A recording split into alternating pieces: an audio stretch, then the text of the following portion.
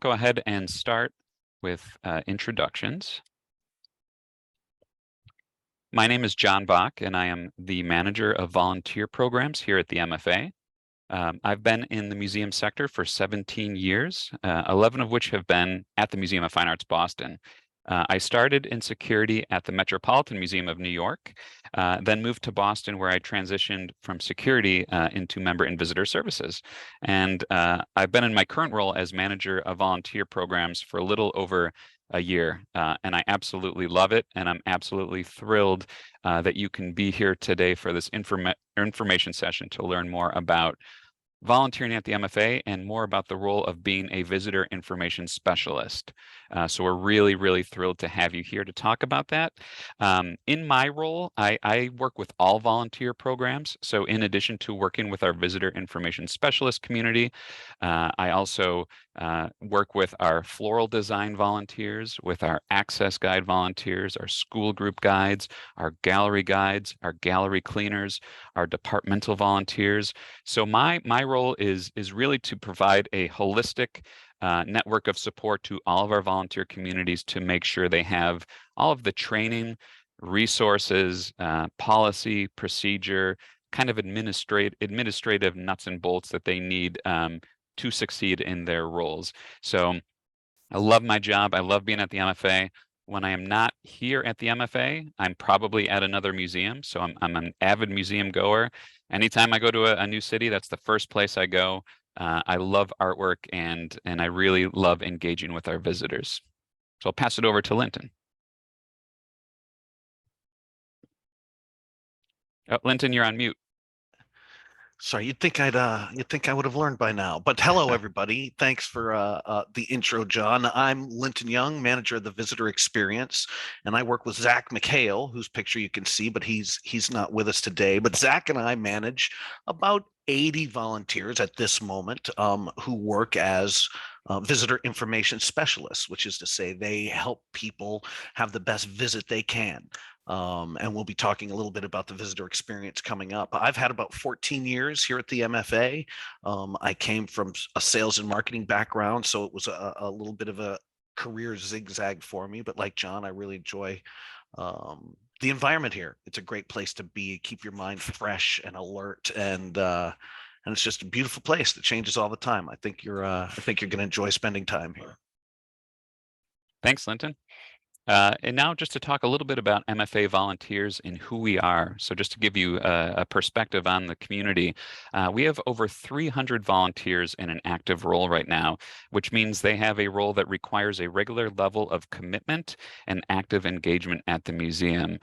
In addition to that, we have over 500 volunteers with varied levels of service and levels of engagement who remain connected at the MFA. So I think just those numbers alone are really reflective and indicative of the sense of community and connection and relationships that we want to foster, ongoing relationships, ongoing opportunities for learning and volunteering here at the MFA. And we're really, really proud of that number.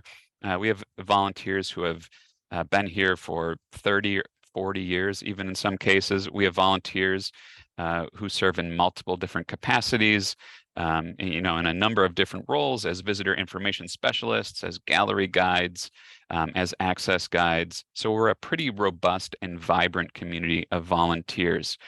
And with that, every volunteer brings a special set of skills, experience, and knowledge to the role.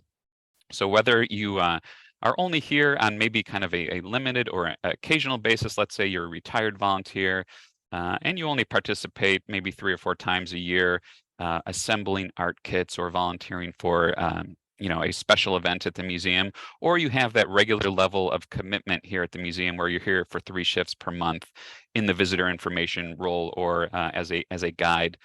Every volunteer makes an impact. So no matter how big or small that role is, everything we do is in service to and through the lens of the visitor experience.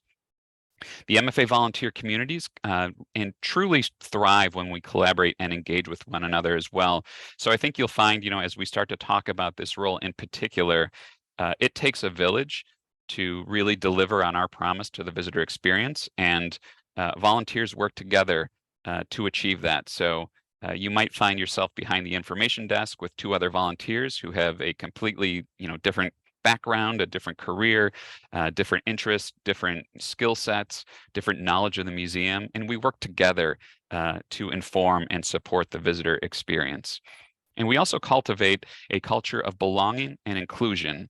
And again, with the visitor experience always at the forefront of our efforts. And you'll hear me say visitor experience 100 times throughout this presentation, because that's really why we are here, what we are tasked with doing, and how we serve our community and reflect the museum's mission of here all belong.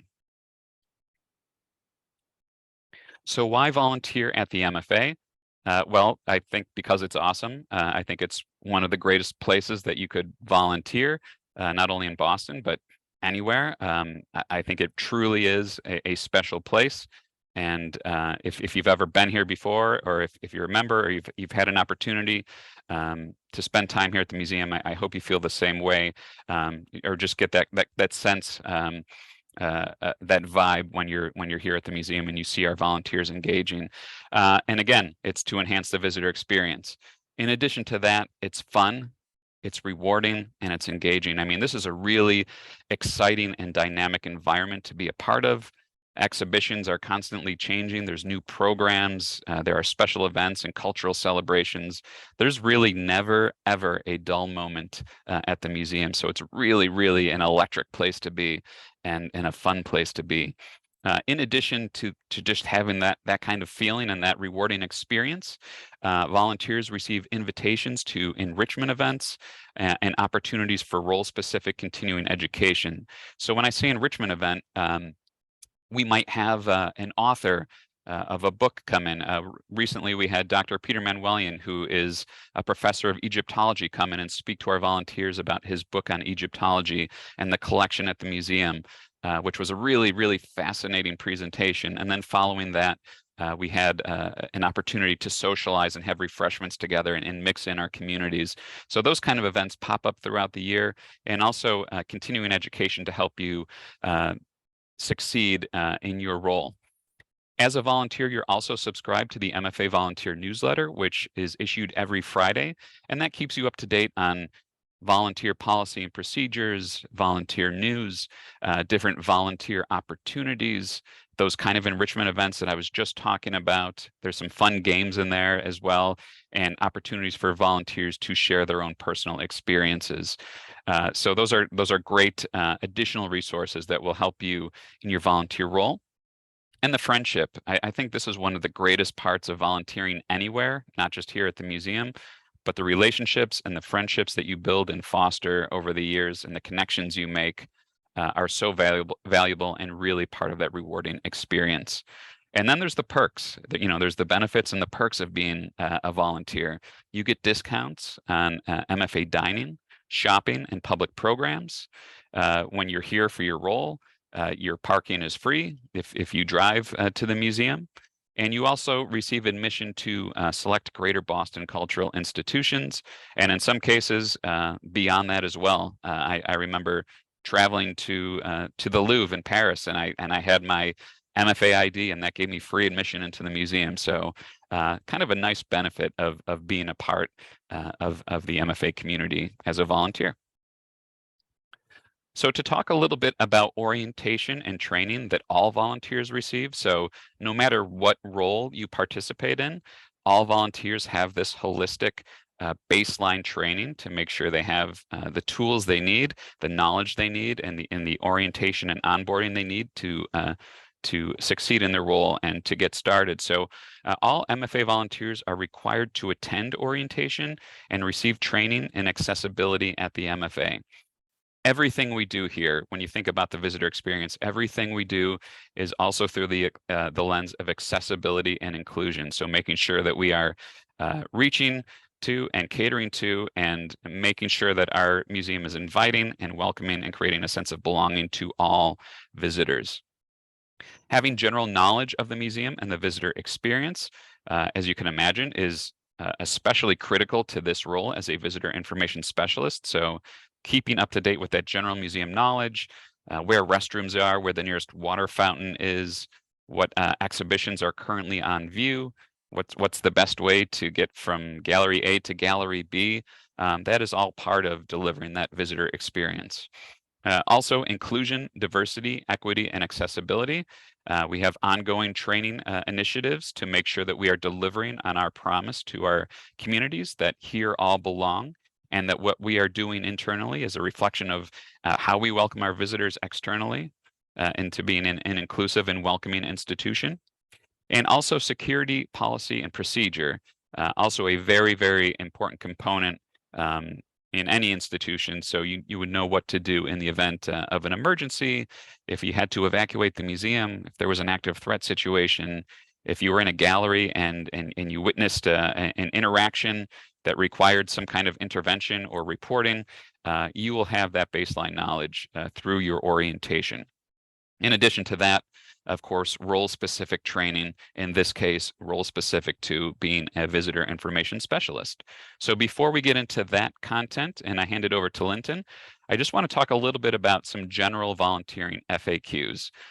Just in case you plan on sharing this opportunity or this invitation with someone you know who might be interested in volunteering, and also for your own knowledge. Do I need an art background to volunteer at the MFA? And the answer to that is absolutely not. No art background is required, just an eagerness to make a difference and a willingness to learn. So when I first started in the museum sector 17 years ago, as a security guard at the Met, my background was in elementary education, so I liked art.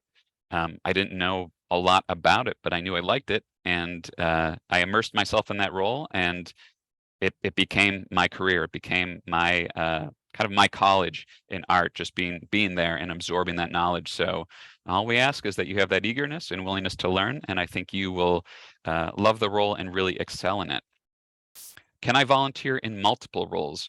So I did mention that many of our volunteers have multiple roles, but if you are new to volunteering at the MFA, we're asking candidates to only commit to one role in their first year. And the reason for that is there's just so much to absorb and to learn and to take in at the museum.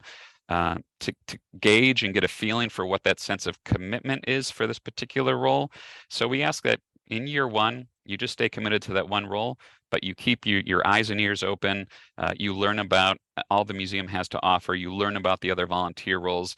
And then once you've acclimated to that role, we encourage you to branch out and take on more volunteer opportunities. Does the MFA offer opportunities for volunteering to teens and to graduate and undergraduate students? The answer is no, but that is for a very good reason, because we have incredible programs that support our teens, our grad and undergrad students. The teen programs are all paid now. We have MFA Pathways internship for students, undergrad and graduate level, which are seasonal opportunities for students to get career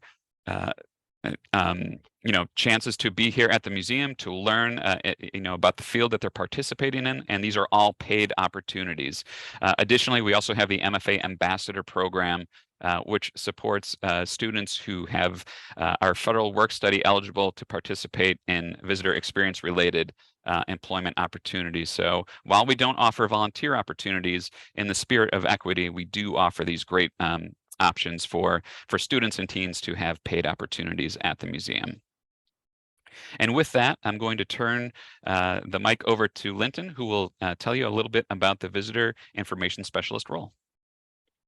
Yeah, so there are basically the visitor information specialist is a broad term that refers to people inside the museum who help visitors plan their visit, find what they're looking for, and have the best experience they can. So there's three different roles under that umbrella. The first one is at the Scharf desk, which is the main visitor center, where 95% of our visitors come right through the Huntington Avenue entrance, and we try to get them into the visitor center to talk to us to figure out what to make of this gigantic, confusing, and often intimidating museum. There are all sorts of digital tools that are available to you to help people find objects from our collection, help you locate them if they're on view, help you figure out answers to questions that any visitor might have. And like all of these jobs, it's a role that requires a very upbeat personality, a willingness to talk and engage with strangers, and to share the museum with them. In addition to the people working at the Sharf desk, we also have a satellite desk where you've got the same digital tools, the same resources, but instead of working with one or two other people, you work solo. It's a more individualistic kind of a spot, but it's the same thing is required, and you have the same tools to deliver to the visitor. Finally, we have what we call wayfinders, and these are folks who work in sort of the far-flung galleries, corridors, and hallways of the museum, right into the nooks and crannies, because whenever somebody has a question, they're not necessarily right there in the visitor center where there's a bunch of happy people to help them. So our wayfinders may spend time greeting visitors just as they arrive, thanking visitors for coming when they leave. They will, again, walk through the galleries looking for people in need of directions, help, recommendations, and things like that. So those are the three roles.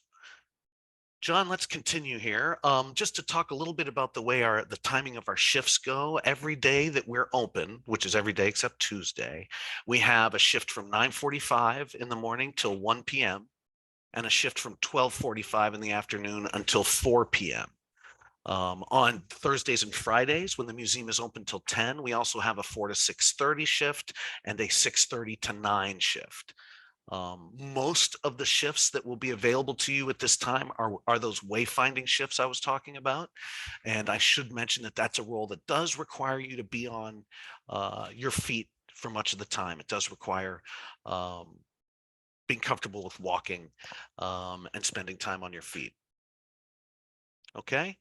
How do we make choices? We see a lot of people in this group, and so we do have some criteria that we will be using to make our decisions. The first one is the commitment to Here All Belong. John touched on it a little bit earlier, but that is a guiding principle here at the museum, and our job and our very important role will be to bring that to life in the way that we treat everybody who comes in here. So it's about respect, inclusion, um, and that's a part of the museum's culture.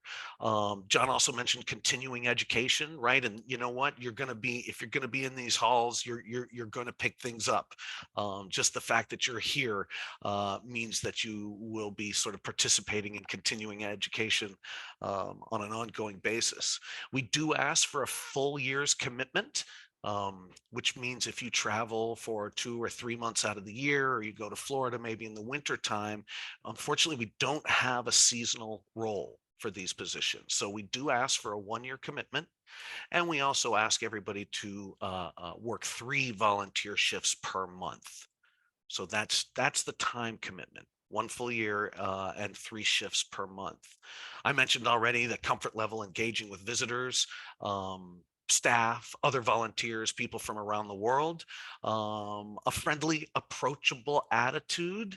A lot of times, we'll have visitors coming in who I mentioned before might be a little intimidated, might be a little bit scared. Maybe they're on a first date, right? So they're not entirely sure or comfortable in this environment. And that's where we need to exert our influence and make them comfortable, happy, safe, and secure. And then finally, we do have some basic computer skills that are required to do this job effectively. And John, let's go ahead and click to the slide, and I'll talk a little bit about what that computer skills assessment is going to look like. We're actually looking for some basic competencies in 4 different categories. The first one is using mfa.org, which is a wonderful source of information. In fact, there's so much information on there, it's often hard to find. But we need you to be familiar with mfa.org and how it works and what the navigation looks like and things like that. And by the way, we're going to give you a study sheet, sort of a study guide that will allow you to brush up on things like this. And so if you go to the mfa.org, you might want to click through like the visit pages and see what it has to say about hours and admission and see how ticket ordering works and see what it looks like when you go to the groups page. What does it take to have a group at the museum? So that's the one of the four pillars. The other is just Googling, right? Just basic general web searches. People will come up to us and say, hey, how do I walk to the public garden from here? Can you print up directions for the Isabella Stewart Gardner for me? Where's the closest barber shop? So just get comfortable using Google as a search tool, to help visitors, to help answer visitor questions. Finally, we have an app. It's called Bloomberg Connects, and we need you to download that app and demonstrate that you've played with it a little bit, that you know how to take a tour, and things like that. We also use QR codes throughout the museum to help give people direct access to maps and other resources. So the mobile app and the QR codes are sort of two sides of the same coin, and we have to have proficiency in that area. And finally, the fourth part, and this is the fun part, is the collection search. And this is a tool that's on mfa.org. And our primary responsibility is if someone comes in and we've got something on view in the museum, we need to know how to find it. And so it's searching a database that's over approaching 500,000 objects of art. And on any given day, maybe 9,000 of them are on view in the museum, right? But if somebody comes in and their uncle gave us a painting, we need to find that painting. Even if it's not on view, we need to be able to acknowledge it and help people find the things that they're looking for. So we'll ask you one question. We're going to have some face-to-face meetings so that we get to know each other a little bit. And during that meeting, we'll do this computer skills assessment. One question from each of these categories, right? I might say, can you find Vincent van Gogh's Postman? And that'll be a collection search activity. I might say, scan this QR code, and where does it take you? And then I might say, hey, go to mfa.org. How much is a youth ticket? And then I might say, where's the closest barbershop? Right. So those will be your 4 questions. And we're just looking for real basic skills. You don't have to know everything on mfa.org, but just show me that you've looked at it, that you've clicked through it a little bit, and that you're basically capable of using a mouse and doing some basic web searches. This tends to be an intimidating thing for a lot of folks, but it doesn't have to be. Again, we're not looking for rocket scientists, just basic computer competency. Okay. John talked about the orientation and the training that you'd get at the beginning of your volunteer careers here. And in addition to that, we're going to do some specific training for our roles, what we do. And there's going to be 2 portions of that. One of them will be online, and we're going to learn how to use the Visitor Center homepage, which is the resource that we, every time you get to the museum, that'll be the page that you see. You'll be able to access it from home.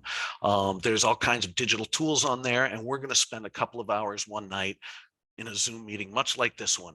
And we're going to have some fun going through and doing these, doing some exercises to help us get good at using these tools, like the collection search and some other custom tools.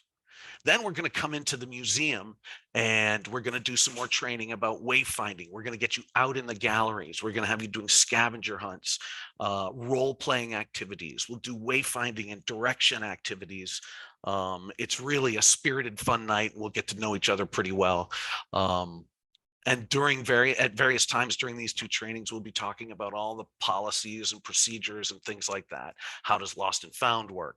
And what if a visitor wants to speak to a curator? Where's the nursing room? All that stuff. It's a lot, and it can be a little bit overwhelming, but we receive such a broad range of questions, and visitors present us with so many different needs. You can't even imagine the kinds of crazy questions you'll hear. So, but it's fun. We rely on each other, right? So generally, especially when you first start, you'll always have another experienced volunteer right by your side. So it's a lot, but it's a lot of fun too. All right, what's next, John? Timing. John, well, I'll let you take over on the timing, John. Thanks, Linton. So timing and next steps. Everyone attending this session will receive an email, including a link to a formal application. Also in that email will be all of these this timeline and next steps. So don't feel like you need to write all this down or take a picture. I will send that along. And additionally, I will also send the computer assessment study sheet to you so you can have an idea of what to prepare for. If you are interested in applying for this role and everything sounds good, we ask that you please complete the online application by Wednesday, August 14th. So that should give you a few days to decide and to apply. So then we can start scheduling our in-person face-to-face interviews here at the museum, which will take place the week of from beginning August 19th through August 30th. Offers for the role will be communicated, and the shift process will begin on Wednesday, September 4th. On-site MFA volunteer orientation will take place on Thursday, September 12th from 6 to 9. And that's really an important date. So, we ask all of our volunteers to circle that date. This is your first experience at the museum. This is your kind of your onboarding and orientation opportunity to get to know the museum, to meet other volunteers, and to have that baseline of tools and knowledge that you'll need to succeed and move forward with your role. So at orientation, I will be there to give a deeper overview of volunteer programs, to take you around the museum and show you some of the special amenities and resources and the dedicated space that we have for our volunteer communities to utilize to begin and end their shifts. I'll also be there to help facilitate the badge process. So all MFA volunteers will have an MFA issued badge, which will give them access in and outside of the museum to perform their role. Zach and Linton will also be there to talk about the visitor experience, to talk a little bit about how all volunteers are accountable for the visitor experience, and to talk a little bit about their sphere of influence and how we all make a difference and impact visitors as they come in through the building. We'll also be joined by our colleagues from the accessibility department to talk about the importance of access in all that we do at the museum. And also our colleagues from the Department of Protective Services will be there to talk about best practices and what to do in the event of an emergency or an evacuation or active threat or any kind of situation you might encounter in the gallery. So another great part about this orientation is it won't just be for visitor information specialists. We'll be joined by new volunteers who are taking on the roles of access guides and also public programs ushers. So it's a great way to for the intersection of all these different roles to, from the onset of your volunteer experience, to build community and to foster those kind of relationships, because everything we do is really intrinsically connected, through that lens of the visitor experience. And it's a great way to meet other folks who are also interested in being a part of this community, just like you are, to make those friendships, and also to meet volunteers who have been at the MFA for a while now. We'll be joined by experienced volunteers, so you can kind of pick their brain and get to know them a little bit and establish those relationships. So it's a really fun night. The 3 hours will go quickly. We'll make sure you have a good time and make sure that it's worth your while, and that you are best prepared to start your volunteer role. The online role-specific training that Linton talked about will take place on Thursday, September 19th from 6 to 8. So again, that'll be when you jump online and learn about MFA.org. You learn how to use the collection search. You learn how to find what exhibitions are currently on view, or what the public programs are for today, or when studio art classes begin. They'll take you through that portal of information on MFA.org and other resources. And then on-site role-specific training that Linton had talked about as well will take place on Wednesday, October 2nd from 6 to 8. And with that, you'll be prepared, you'll be ready to begin your volunteer role, and your first shift and assignment will take place in early October. So I know it's only August 9th right now, but September will be here before you know it. It'll go by quickly. September is a really, really fun and busy and action-packed month at the museum. It's kind of like coming back to school. All of our public programs are coming back. Everyone's coming back from summer vacation. The galleries are really activated and really energizing. So this is a great time. I would say the perfect time for you to start as a new volunteer and to get that experience right away, just jumping right into the fire. And I think you'll find that it's really, really exciting and engaging right from the onset. So with that, we'll jump into any questions that you might have. Before we do that, I just want you to see those two email addresses on the screen. I've been communicating to you through volunteer@mfa.org, so feel free to reply to that email if you have any questions at all about volunteering at the MFA. And then you'll see the visitor experience email address, which is infodesk@mfa.org. And that is an inbox which is managed by Linton and Zach. So if you have any role-specific questions that we don't address in the moment today, but you think of later, you can email Zach and Linton at infodesk@mfa.org.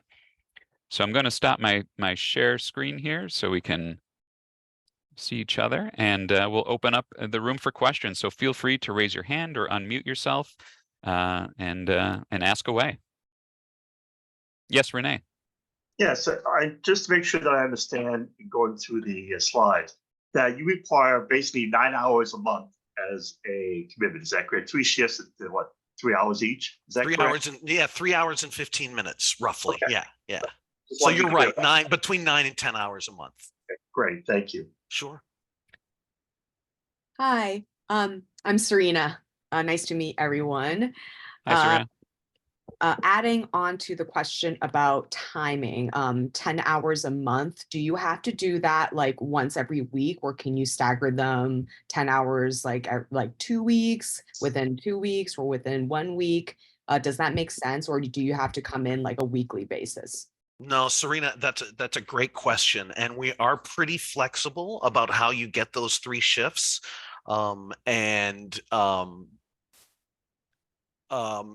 Just to clarify, you will have sort of the same 3 shifts every month. So you might have, say, the first Wednesday at 9:45, and then the second Thursday at 12:45, and then the fourth Saturday, right, at 9:45, let's just say, right? So you'll have those days month after month, and we ask people not to stack them all together, right? So that they're in the museum for 10 hours over 3 days, and then they're out for a month because things change so quickly. So as long as they're not stacked too close together, one right after another, consecutive days, you have the flexibility to choose the shifts that work best for your schedule. Does that answer the question?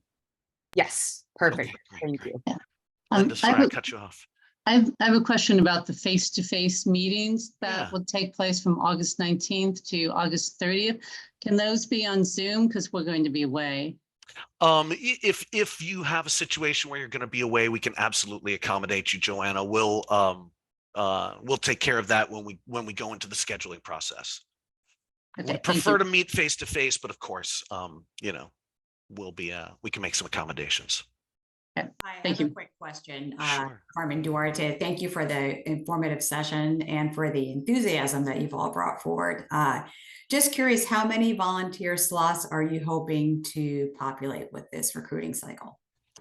We have anticipated perhaps 20 to 25 new volunteers for these roles, but again, if we find ourselves with more capable, excited, enthusiastic people, then we'll do our best to find a spot. We have plenty of shifts that are available. But yeah, we were thinking sort of this might net us about 25 new volunteers, bringing us just over 100 volunteers who fill one of these 3 roles. Great, thank you. Sure. Francisco, I see. Yeah. Yes, hi. Do you assign the roles in these 3 monthly shifts between shared desk, satellite, and wayfinder? We do, to the extent that a wayfinding role does not require the same computer proficiencies, right? So if someone is not skilled on the computer and they're not comfortable using that tool, they can still work in a wayfinding role, which is when they're sort of away from the desk and those digital tools anyway. So you will, so with that distinction, you will be able to choose your roles. Like I mentioned before, you'll be, the same 3 shifts per month, and you'll be able to choose whether it's a desk shift, a satellite shift, or a wayfinding shift. I have a question. So Sure, Emilio. how do I commit, like, for example, do I pick which day I'm gonna work on a on a week before? Like, when is the No, we're how going far to, in advance I need to commit to that day if I have if I have a schedule on my work that changes every week? Like, how far in advance I need to commit?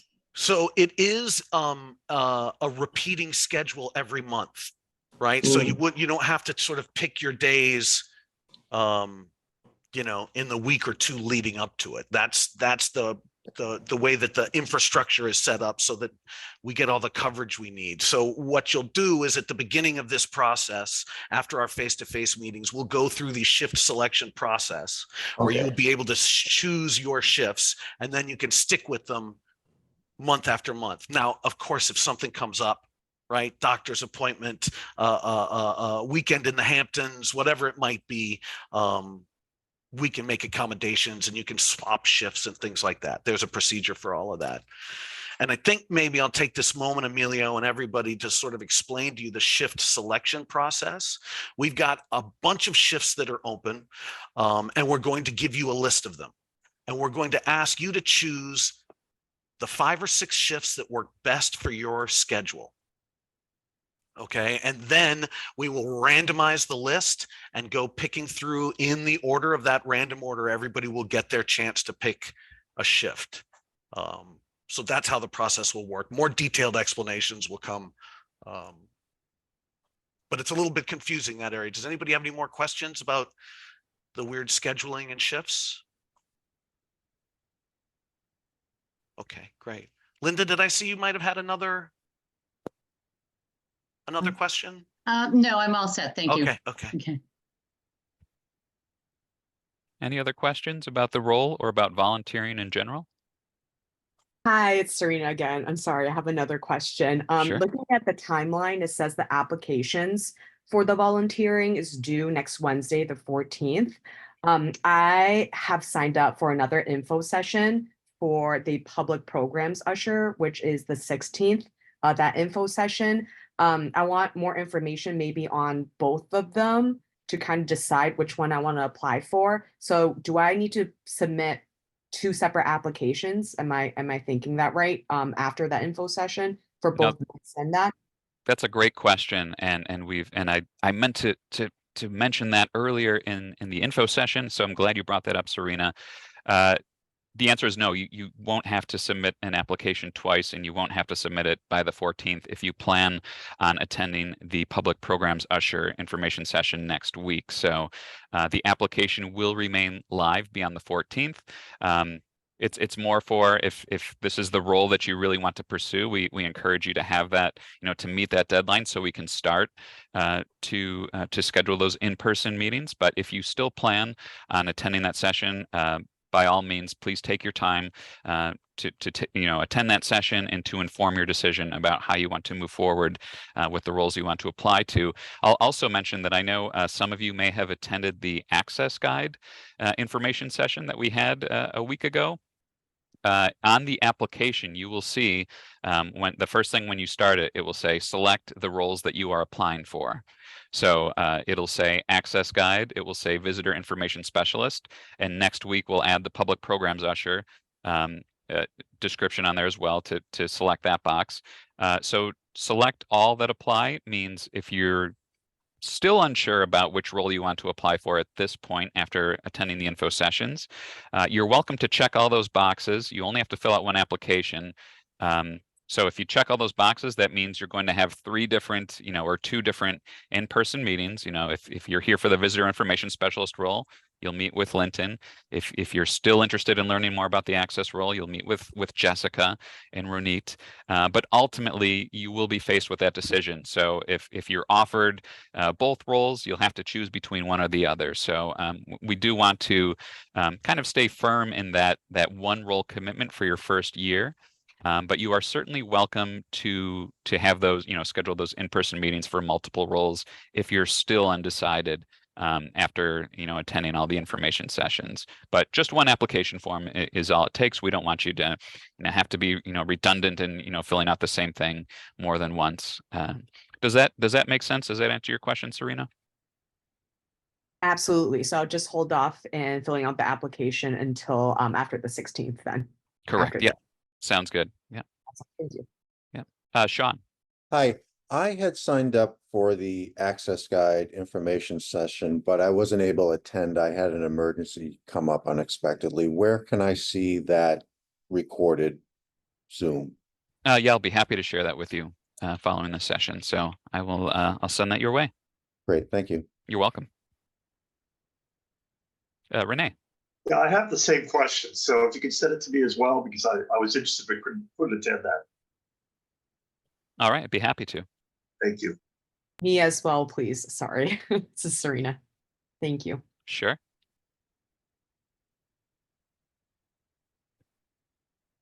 Are there any other questions? Well, if you think of, anything that we didn't cover, as it pertains to volunteer programs or this role in particular, please don't hesitate to email us. Again, volunteer@mfa.org. That's the best way to reach me. Infodesk@mfa.org is the best way to reach Linton and Zach directly. We are, really, really pleased at the attendance of this info session. We're thrilled to be able to have this opportunity to talk about the role and hope that you will take the next step and apply for the role. And we're excited to meet with you and talk more about this opportunity. So thanks again so much for carving out this time to be with us. And we look forward to seeing you at the museum soon. One last question. Are you going to send out the slides from today? We are recording this session, and we recorded yesterday's session as well. If you would like a copy of that recording to refer to, Sure. please just email me and I'll be Okay. happy to send that to you. Okay, thank you. You're welcome.